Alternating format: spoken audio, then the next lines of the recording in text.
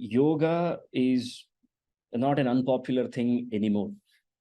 It's not a privileged thing anymore. It is, in fact, has become a household name, which, by the way, is fantastic for our country, for this great land, which has given all of this to the world. And Upanishads are just contrary to what yoga is. Upanishads are not so popular, and even if they are popular, they do carry a nameplate around them that they are difficult and they are not meant to be understood by everyone.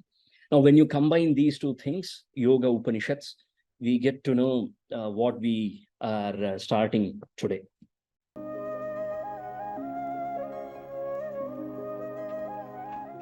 Now, overall, without the mention of Vedas, the journey of Upanishads is incomplete, because Upanishads is very much an integral part of Vedas.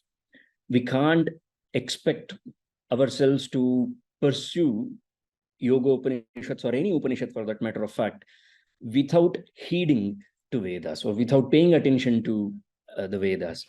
In fact, there is a detailed description of how many shakhas or how many branches per Veda existed once upon a time in our country.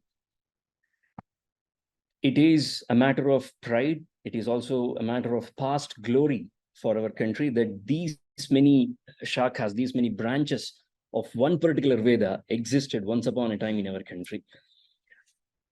There is a list that has been provided.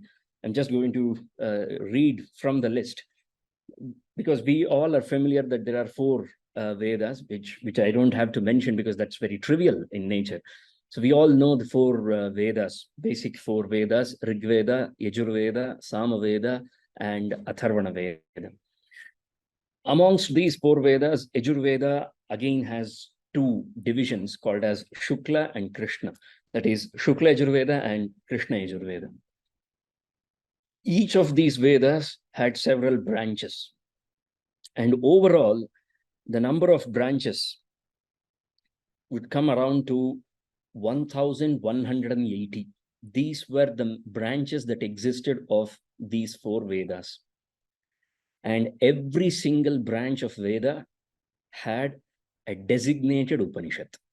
So you can imagine what would have been the total number of Upanishads that existed once upon a time. The total number of Upanishads that existed were 1,180 Upanishads. Out of them, only 108 have survived. And amongst these 108, 10 of them have been called as the principal Upanishads, the most important ones, which have been recognized. How did we arrive at this conclusion that these are the 10 principal Upanishads? Very simple, because every single Acharya, every great sadhaka has commented on these 10 Upanishads. So that's how they became the principal Upanishads. They are namely Isha, Kena, Katha, Prashna, Mundaka, Mandukya, Aitareya, Taittiriya, Chandogya, and Brihadaranyaka. So these are the 10 principal Upanishads on which all Acharyas have commented. And these 10 Upanishads form the firm base for the study of Vedanta, or for the study of Moksha Shastra, in other terms. Likewise, there are other Upanishads as well that were found out amongst these 108. There were Shakta Upanishads, Upanishads that are dealing only and specifically with Shakti. And then there were Vaishnava Upanishads, the Upanishads that dealt only with Vishnu. For example, Rāmāyaṇa Upanishad, Nrsimhatapini Upanishad. These are some of the famous Vaishnava Upanishads. And when it comes to the Shakta Upanishads, we have Bhavana Upanishad, like so on.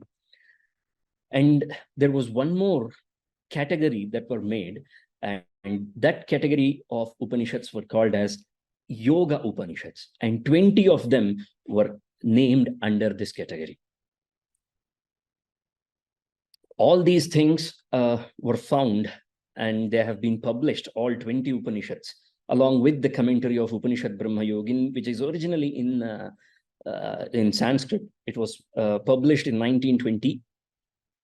And then later on, they realized that there is a necessity of publishing it with English translation as well. So in 1930, again, with the help of a great scholar, T. Srinivas Iyengar, it was republished with English commentary in 1930 from Adyar Library, Madras.